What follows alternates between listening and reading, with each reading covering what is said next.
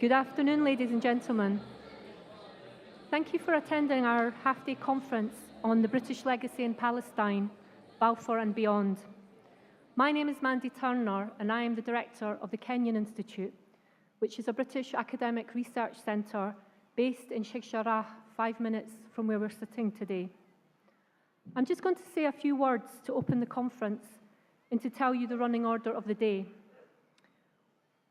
You were all given short programmes, so you can see who's speaking and when, and little biographies of the speakers. So I hope that this short introduction, I'm going to try and keep it short so that we can try to keep to time today. First of all, I want to thank our partners, the Educational Bookshop, and in particular Mahmoud Muna.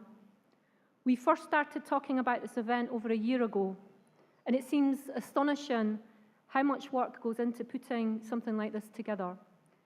Working with Mahmoud is always a pleasure, particularly because he manages to keep his good humour and patience, never mind how stressful things become. So thank you, Mahmoud.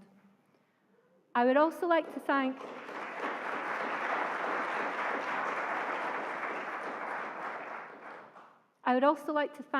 our more recent partners on this event, the British Council Palestine, who kindly provided us with the funds to make it all possible. I'll mention just two final thank yous. First, to the staff of the Palestinian National Theatre for making it possible to have the event in such a wonderful space, so thank you to the staff. And secondly, to all the unpaid helpers who kindly offered to help Mahmoud and I when it became clear that the amount of people interested in this event was exceeding all our expectations. So thank you to Polly, Ahmad, Yara and Nora for helping out today. They've really helped reduce mine and Mahmoud's stress levels. If I've left anyone off the list, I apologise. And last but not least, I want to thank the speakers for agreeing to participate in this event. I hope that the discussions will be fruitful. If you want to tweet about it, I've been told that there's a hashtag Balfour100. We are also live streaming the event through the Educational Bookshop's Facebook site, and it has been recorded to go on social media afterwards. So please, can you switch off your mobile phones? We don't want to disturb either the speakers or the viewers outside, so please, can you close and switch them off now? There are also photographers roving. This is all for the Kenyon Institute and Educational Bookshop's use on our website and social media thereafter. But if you have a problem with this, please move to the back of the auditorium, up the steps to the back, and you will not be photographed or filmed. So please, if you wish to do that, please make your way there now. We have tried as much as possible to make the event accessible to our friends and colleagues from the West Bank and Gaza who cannot attend due to movement restrictions, permits, and the blockade.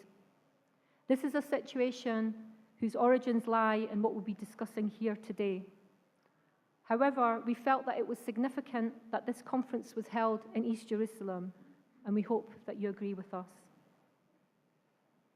Today marks 100 years since that fated day when Britain's Foreign Secretary, Arthur Balfour, wrote a letter to Lord Rothschild, who was then a leader of the British Jewish community, to declare that Britain viewed with favour the establishment of a national home for the Jewish people in Palestine. Given that Britain captured Jerusalem 1 month later, occupied it, and was later awarded the League of Nations mandate for Palestine, this was a hugely significant letter and declaration that was to have enormous implications for the people of Palestine and the region as a whole.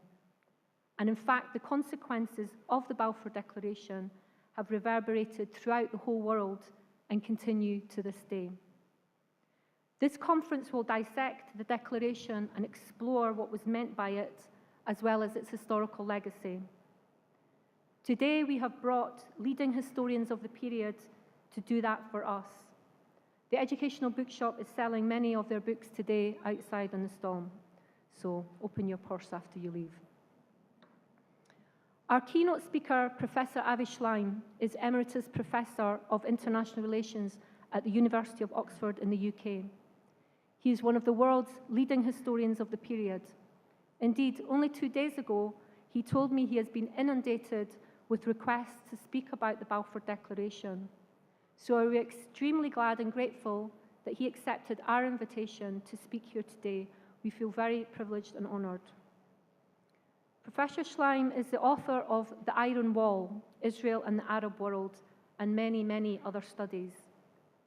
His keynote lecture today will address British policy from Palestine, from the Balfour Declaration to the current British Prime Minister Theresa May.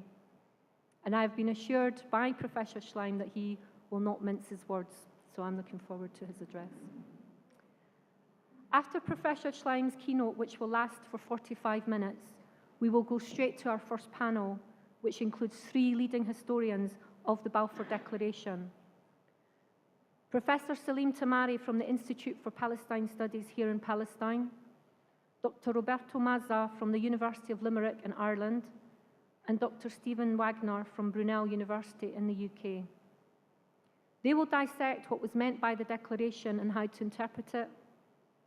I'm sure there'll be lots of disagreement between them on this, based on the principle that if you have 3 historians, there'll probably be 4 different perspectives. This session will be chaired by Professor Rima Hamami from Birzeit University in Palestine, who will be in charge of directing the discussion and debate. In fact, the format of the conference is designed to facilitate as much discussion and debate as possible, and so the panel contributions will be initially kept short to keep enough space for questions and comments from the audience. After the first panel, we will then break for coffee, which will be provided outside in the foyer, and we will return half an hour later for the second panel, which will explore the legacies of the Declaration. All of the speakers on the second panel have conducted extensive historical research on this. We have Dr. Rana Barakat from Birzeit University in Palestine, Dr. Jacob Norris from Sussex University in the UK, and Dr. Lauren Banco from the University of Manchester, also in the UK. This session will be chaired and directed by Raja Shahada, an independent writer from Palestine. At the start of each session, Mahmoud and I will alternate to introduce the speakers and then hand over control to the chair. Then Mahmoud and I and our helpers will be moving about the audience with microphones to help facilitate your involvement. Mahmoud will then close the conference with some short comments. We would like to ask you to keep your comments direct and your contributions short in order to allow as many people as possible to speak and for the debate to flow freely.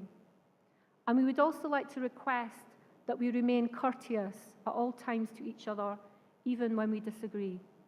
This is a highly contentious subject, but we hope that today we can have some fruitful discussions and enlightening debate. I will now pass you over to Professor Shlaim for his keynote lecture. I apologize for not allowing a question and answer session after his speech, but we feel that the format of the roundtables will allow more direct engagement and greater debate. I hope you enjoy the event, and thank you for coming. Professor Shlaim.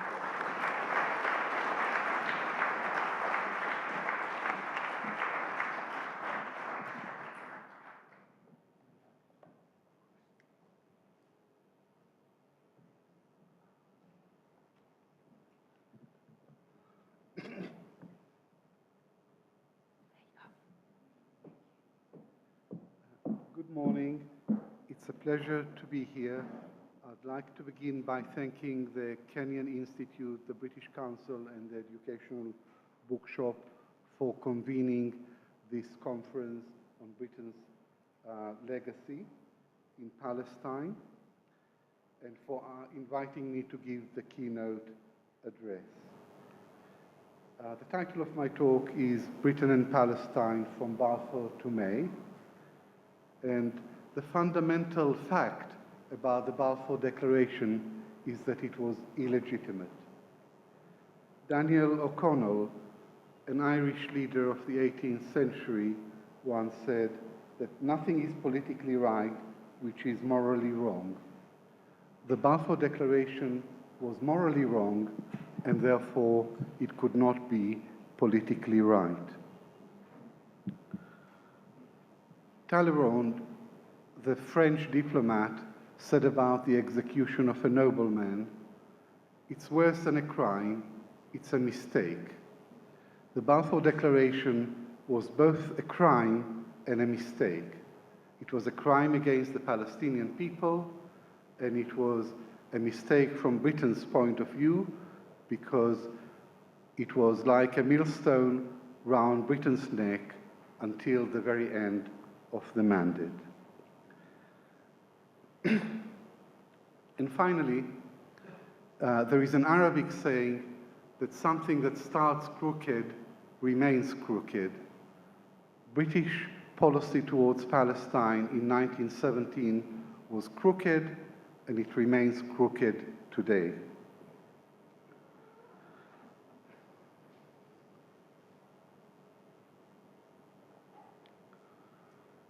Last year was the anniversary of the Sykes-Picot Agreement. This year is, of course, the anniversary of the Balfour Declaration. Both documents are landmarks in the history of the modern Middle East. The difference is that Sykes-Picot was not implemented, whereas the Balfour Declaration was implemented. Both remain highly important at the symbolic level to this day. The Sykes-Picot Agreement is the symbol of the colonial carve-up of the Middle East in disregard for the rights and aspirations of the local people. And the Balfour Declaration is the symbol of a British imposition of a Zionist entity in the heartland of the Middle East. The Sykes-Picot Agreement and the Balfour Declaration remain the main terms of reference for all Arab nationalists from then until today. The Balfour Declaration was only 67 words long, but it had the most far-reaching consequences for Jews, for Palestinians, and for the entire region. It started the process of the dispossession, dispersal, and exile of the Palestinians, which culminated in the establishment of the State of Israel in 1948 and the Palestinian Nakba, or catastrophe. Today, I would like to focus on British imperialism, on Britain's record in Palestine over the last 100 years. The Zionist movement was Britain's junior ally in the dispossession of the Palestinians. Zionism was a settler colonial movement, and its principal political progeny, the State of Israel, is a colonial settler state. Noam Chomsky observed that settler colonialism is the most extreme and sadistic form of imperialism. The Palestinians had the great misfortune of being at the receiving end of both British imperialism and Zionist colonial, settler colonialism. Britain's moment in the Middle East, to use the title of Elizabeth Monroe's classic book, Britain's moment in the Middle East was brief, but its consequences for the Arabs were devastating. Britain denied the Arabs independence, freedom, and democracy. The hallmarks of British policy towards Palestine were deviousness, duplicity, and double standards. The French call Britain perfidious Albion, which is true, but the French are no less perfidious than the British. Perfidy and egotism are in the DNA of colonial powers. In the course of World War I, Britain made three famous promises which were incompatible with one another on the future of Palestine. Historians have dwelt endlessly on the texts, and I would just like here to mention briefly the context, which was that Britain was fighting a desperate world war, and it was desperate in search of allies, and in its search of allies, it made these three different commitments.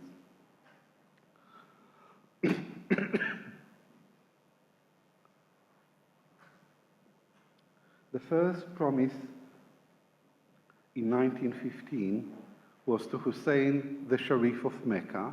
The promise was made in the course of the Hussein-McMahon correspondence, and the promise was that if the Sharif of Mecca mounted an Arab revolt against the Ottoman Empire, Britain, at the end of the war, would support the establishment of an independent Arab kingdom under his rule.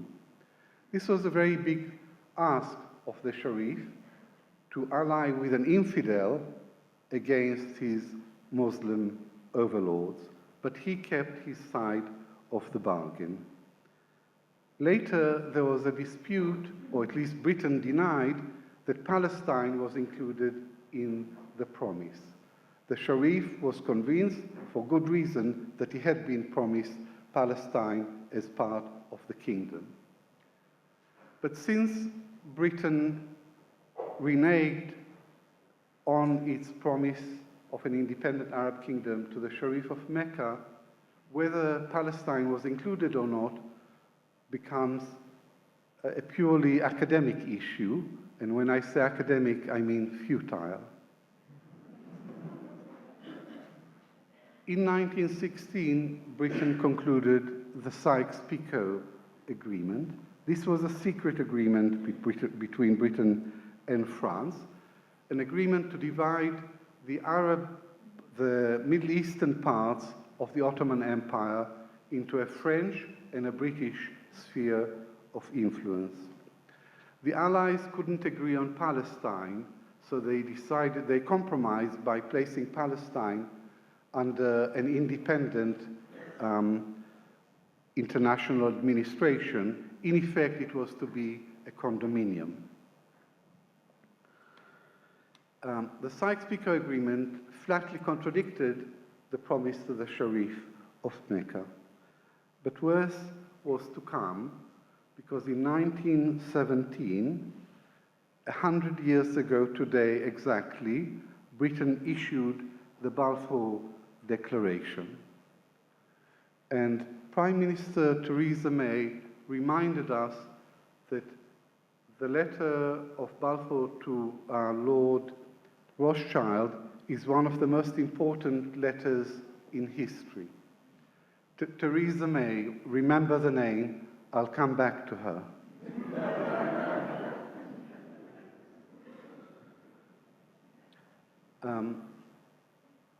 The Balfour Declaration said, as you have just heard, that Her Majesty's government would view with favor the establishment of a national home for the Jewish people in Palestine, it being clearly understood that nothing shall be done to prejudice the civil and religious rights of the non-Jewish communities in Palestine or the rights or status of Jews anywhere. So Palestine became the twice promised land. First, it was promised to the Arabs, and then it was promised to the Zionists. Arthur Koestler, the Jewish writer, summed it up by saying that one nation, Britain, promised the land of another people to a third people. Britain had no moral or legal right to make this promise. The concept of a national home did not exist under international law. But for the Zionists and for the British policymakers, it was crystal clear from the beginning that a national home would be only the start of what would develop in time into a Jewish state. In 1917, the Arabs were 90% of the population, the Jews were just under 10% of the population, and the Jews owned 2% of the land. So this was a classic colonial document which totally disregarded the rights, the opinions, and the aspirations of the majority of the people who lived on this land. The big question is, what was Britain's motive in issuing this declaration? And here there are two broad schools of thought: the Humanitarian school and the Imperialist school.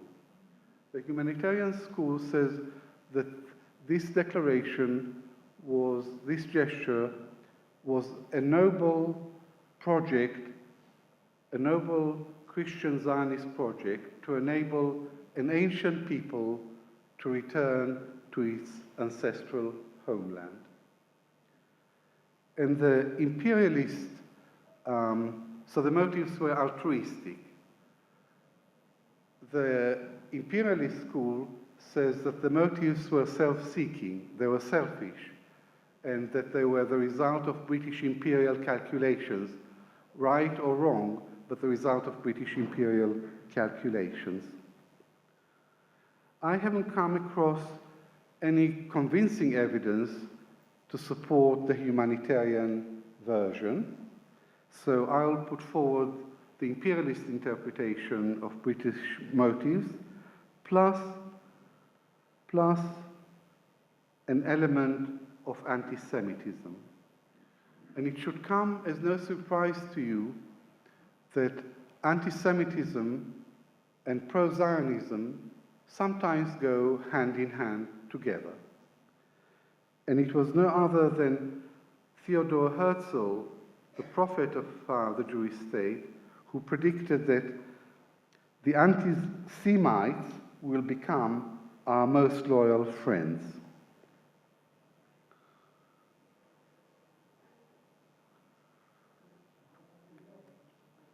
Arthur Balfour himself may have been anti-Semitic. At any rate, he once met with Cosima Wagner in Bayreuth, and they discussed the Jews. Cosima Wagner was the wife of the composer, and she was even more anti-Semitic than her husband. And Balfour, by his own account, said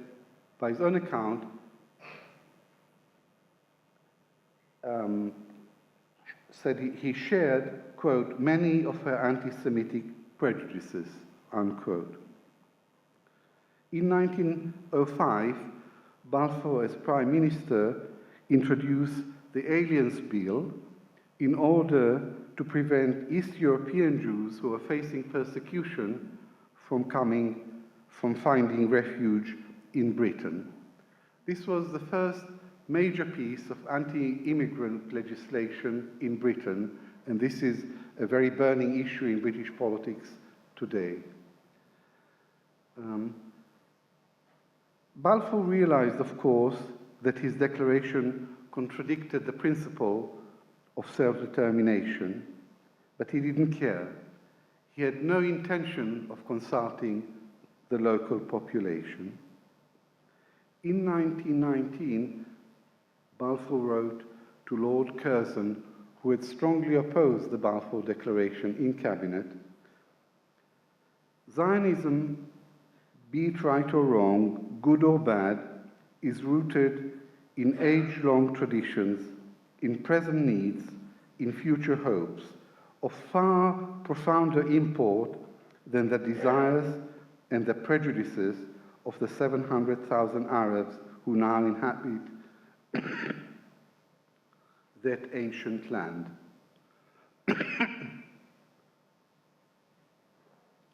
Excuse me. So the Zionists had traditions, they had a past, they had present needs, they had future hopes, and the Arab majority had only desires and prejudices. Note the offensive language and the Olympian disdain with which Balfour treated the Arabs.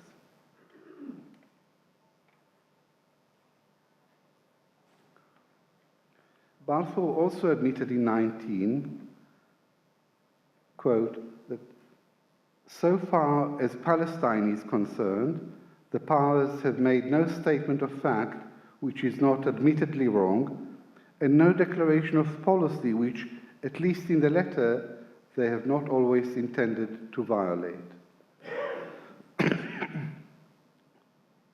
So there can hardly be a more conclusive proof of British duplicity and cynicism.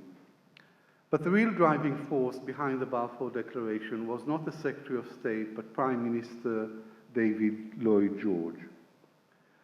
Lloyd George was a Welsh radical, but in foreign policy he was an old-fashioned British imperialist and a land grabber.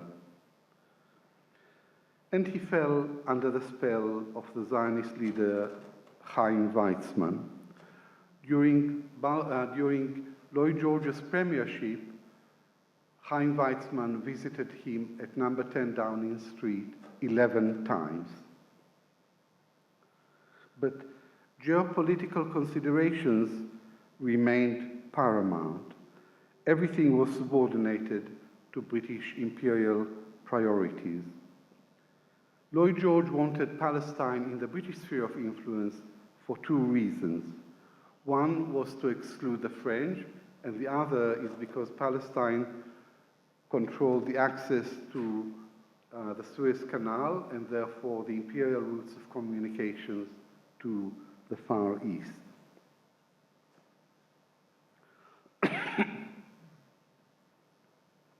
The generals said that they did not need Palestine, but Lloyd George had broader imperial considerations. The Israeli scholar from Haifa University, Daniel Gutwein, in an important article on the politics of the Balfour Declaration, said that the British government at the time was divided into two schools of thought on the future of the Ottoman Empire, the radical school and the reformist school.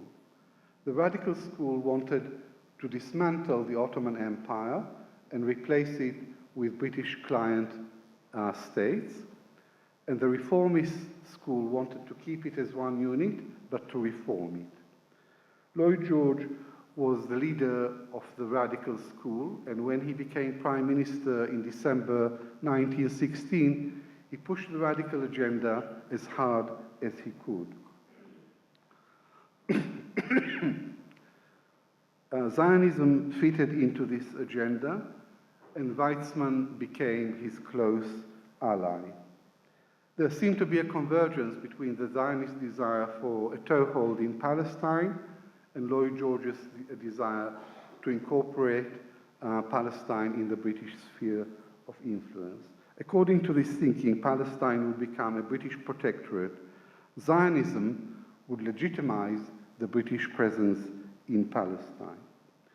But Lloyd George miscalculated. He did not really need the Zionists. The Arab nationalists were a much more powerful instrument for dismantling the Ottoman Empire, and they were already Britain's allies. If the aim was to renege on the Sykes-Picot Agreement, then Lloyd George could do it with the willing cooperation of the Arabs. All he had to do is to honor the promise that McMahon had made to Hussein, the Sharif of Mecca. The population of Palestine was predominantly Arab.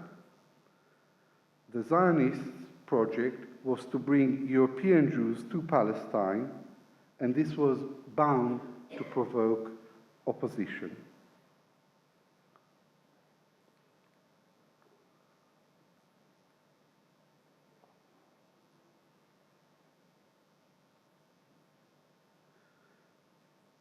Moreover, Lloyd George knew that the majority of British Jews were opposed to the Zionists. So why did he privilege the Zionists? The answer, as suggested by Tom Segev in One Palestine Complete, is that he had a highly inflated idea of the international influence of the Jews. He often spoke of world Jewry or international Jewry as if it was a monolithic political force. His support for Zionism was based on a misperception. In aligning Britain with Zionism, he acted in the mistaken and perhaps anti-Semitic view that the Jews had subterranean power, that they made the wheels of history turn. More specifically, he relied on what he thought would be a predominant influence of the Jews in Russia and in the United States. The reality was that the Jews were an impotent minority with nothing to offer except the myth of international Jewish power, and the Zionists were a tiny minority within the Jewish minority. The great majority of influential English Jews were opposed to the nationalist idea inherent in Zionism. Sir Edwin Montagu, the Secretary of State for India, was the only Jewish member of the Lloyd George cabinet. And on the 23rd of August 1917, he submitted to the cabinet a 4-page memorandum under the heading, "The Anti-Semitism of the Present Government." In this document, he laid out the Jewish case against Zionism, and he proved to be very far-sighted. His premise was that Judaism is a religion, not a nation, and therefore it did not make sense to create a Jewish state. He argued that a Jewish state in Palestine would undermine the struggle for equal rights for Jews in Britain, in Europe, and everywhere else. And speaking in a personal note, he said, if there was a Jewish state in Palestine, it would make him an alien in his own country. He concluded that Zionism was, quote, "a mischievous political doctrine untenable by any patriotic citizen of the United Kingdom." But the cabinet voted for the Balfour Declaration. The first draft for the declaration had been submitted by Dr. Weizmann. There were many subsequent drafts. When the cabinet was discussing for the last time the Balfour Declaration, Dr. Weizmann was waiting in the antechamber, and when the decision had been taken, the cabinet secretary, Sir Mark Sykes, went out and announced the good news. He said, "Dr. Weizmann, it's a boy." The next landmark was the League of Nations mandate for Palestine. It was given to Britain at the San Remo Conference in 1920. And the Balfour Declaration had been written into the preamble to the mandate. So what had been a non-committal British promise to the Zionists became a binding international document. But apart from helping to create a national home for the Jews in Palestine, the mandate stated that Palestine was a sacred trust of civilization, and Britain had to prepare the country for independence. Preparing a country for independence means introducing democracy, but this Britain did not do, so it did not fulfill the terms of the mandate, the broader terms of the mandate. From the point of view of British interests, the Balfour Declaration was a colossal strategic blunder because it turned Palestinian and Arab and Muslim, it provoked the opposition and resistance of all these groups, resistance that continues to this day. And in the most recent speech by President Mahmoud Abbas, he spoke about the Balfour Declarations I read his speech, I agreed with everything he said. It's very much along the critique that I'm putting forward to you today. As the mandatory power, Britain favored the Zionists. Sir Herbert Samuel, the first commissioner, High Commissioner, was both a Jew and an ardent Zionist. And I'm very pleased to see in the audience my friend Bernard Wasserstein, who is the distinguished biographer of Sir Herbert Samuel. The Palestinians demanded a democratically elected National Assembly and government. Whitehall rejected all their demands. Sir Martin Gilbert, who cannot be suspected of anti-Zionism, in a speech in the Ben Gurion University of the Negev, said the following: "The cornerstone of mandatory policy was to withhold representative institutions for as long as there was in Palestine an Arab majority," unquote. So this is the key to British policy, to prevent representative institutions until the Jews became the majority in Palestine. There was also an element of racism that colored Britain's approach to and conduct in Palestine. Let me quote from the evidence that Winston Churchill gave to the Peel Commission of Inquiry in 1937. This is what he said: "I do not agree that a dog in the manger has the final right to the manger, even though he may have lain there for a very long time. I do not admit that right. I do not admit, for instance, that a great wrong has been done to the Red Indians of America or to the black people of Australia. I do not admit that a wrong has been done to these people by the fact that a stronger race, a higher grade race, a more worldly wise race has come in and taken their place," unquote.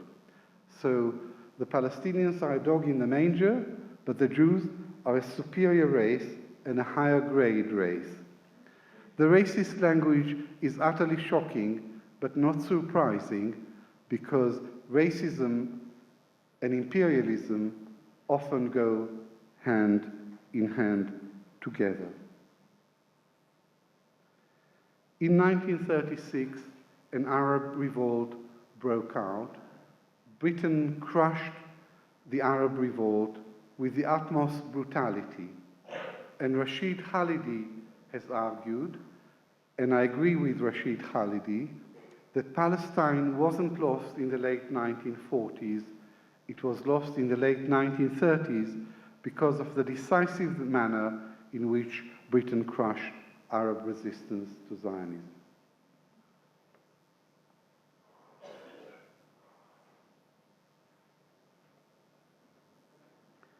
This brings me to the 1948 war, and I'm not going to go over the debate between the old Zionist historians and the new historians or revisionist Israeli historians, a group that originally included Benny Morris, Ilan Pape, and myself. I'll only focus on one bone of contention in the debate, British policy towards the end of the inglorious end of the British mandate in Palestine. The old historians say Britain's aim was to prevent the emergence of a Jewish state. The new historians, led by Ilan Pape, argue that Britain accepted the inevitable emergence of a Jewish state. Its aim was to prevent the establishment of a Palestinian state. The key to British policy was Greater Transjordan, to support the bid by its client, King Abdullah of Jordan, for the Arab part of Palestine, for the West Bank. Abdallah was called in the Foreign Office Mr. Bevin's Little King, and one British official called him a born land grabber. He was, and so were the Zionists, and the 1948 war degenerated into a general land grab. The winners were the Zionists and Abdallah, who captured the West Bank and annexed it later to his kingdom. The losers were the Palestinians. Let me now skip 70 years and get to Theresa May. She's an unqualified supporter of Israel and probably the most pro-Israeli leader in Europe today. May gave an address to the Conservative Friends of Israel soon after she became Prime Minister. The entire cabinet and over 80% of Tory backbenchers belong to the Conservative Friends of Israel. She described Israel as a remarkable country, a thriving democracy, a beacon of tolerance, an engine of enterprise, and an example for the rest of the world. She spoke of Israel as a country where people of all religions and sexualities are free and equal in the eyes of the law. If I had to give a title to her talk, I would call it Theresa in Wonderland.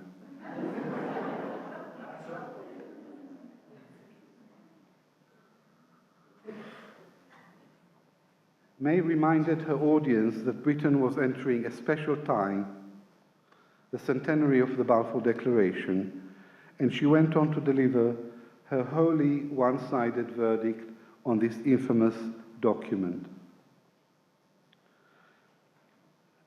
It is one of the most important letters in history, she said. It demonstrates Britain's vital role in creating a homeland for the Jewish people. And it is an anniversary we will be marking with pride. No mention of the Palestinians or Britain's failure to protect their rights. Foreign Secretary Boris Johnson has a different take to the Prime Minister. In 2014, in his biography of Churchill, Johnson wrote that the Balfour Declaration was bizarre, a tragically incoherent document, and an exquisite piece of Foreign Office Fujirama. This is the only statement by our Foreign Secretary that I think displays sound judgment and historical insight. But in 2015, on a trip to Israel as Mayor of London, Boris Johnson hailed the Balfour Declaration as a great thing. Apparently, there is no limit to British duplicity. An unbroken thread of duplicity and skullduggery connects British foreign policy from Balfour to Boris. I must conclude this brief survey of Britain's record in Palestine over the last 100 years by saying that this record is shameful and indefensible. In Palestine, Britain empowered a small minority to start the systematic takeover of the country. Britain overfulfilled its promise to the Zionists. It promised to view with favor the establishment of a national home, but it ended up by helping them to achieve a state. And it allowed Palestinian rights to be compromised in the process. It's a sad story of double standards, broken promises, and betrayals from Balfour to May. Theresa May has accepted Lord Rothschild's invitation to a dinner in London this evening to celebrate the Balfour Declaration centenary. The other guest of honor is Benjamin Netanyahu. Jeremy Corbyn was invited but declined to take part. Funnily enough,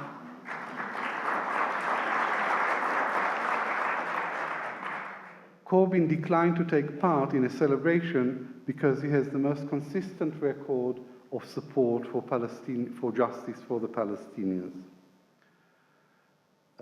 Funnily enough, I wasn't invited.